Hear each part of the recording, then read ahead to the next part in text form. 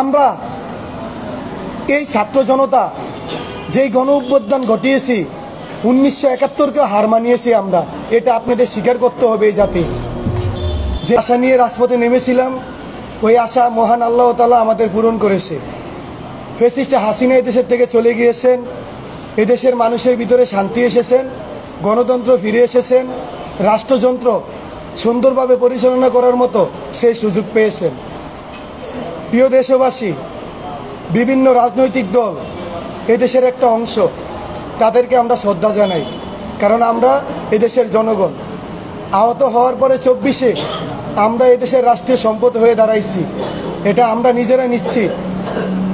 আমরা যখন ছাত্র আন্দোলনে নামি, এদেশ আইনশৃঙ্খলা বাহিনীর থেকে বিচ্ছিন্ন হয়ে যায়। এদেশে আগস্টের 5 তারিখের পর থেকে নির্যাতন, জুলুম, অত্যাচার ছাত্রলীগ, যুবলীগ, আওয়ামী লীগের শুরু হয়ে যায়।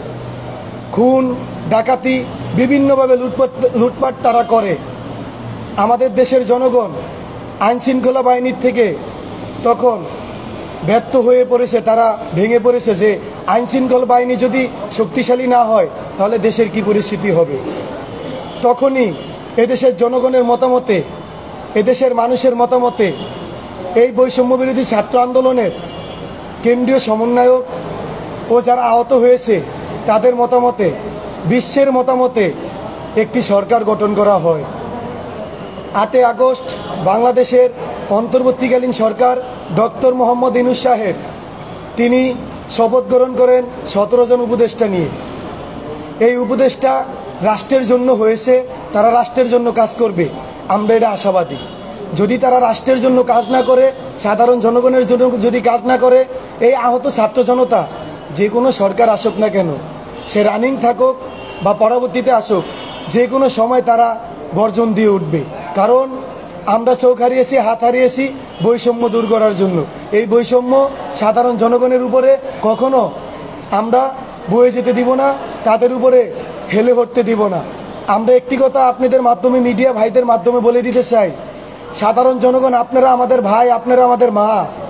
আমরা যখন রাজপথে কান্না করেছি, আপনাদেরকে ডেকেছিলাম, তখন আপনারা আমাদের অভিভাবক হিসেবে এসে রাজপথে দাঁড়িয়েছিলেন। আমরা আজকে বিভিন্ন রাজনৈতিক প্যানেলে বিভিন্নভাবে আমাদেরকে দাওয়াত করা হয়।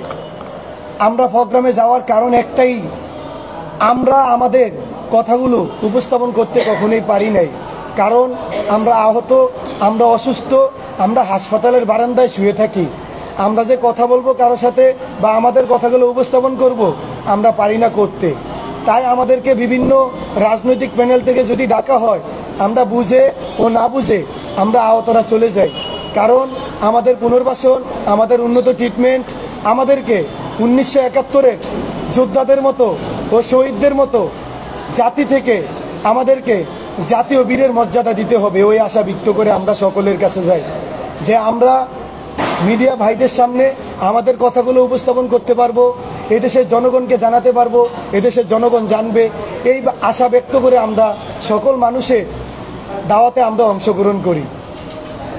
বিগত কয়েকদিন যাবৎ আমাদেরকে অনেকভাবে, অনেক সংস্থা, অনেক দিক থেকে আমাদেরকে দাওয়াত করা হয়। আমরা নিজেরা মানসিক, শারীরিকভাবে অসুস্থ থাকার কারণও তারপরও আমরা আমাদের আহতদের পক্ষ থেকে 2-4 জন 5 জন পাঠানোর ব্যবস্থা আমরা করি। কারণ একটাই, আমাদের এই কথাগুলো কোথায় আমরা তুলে ধরব?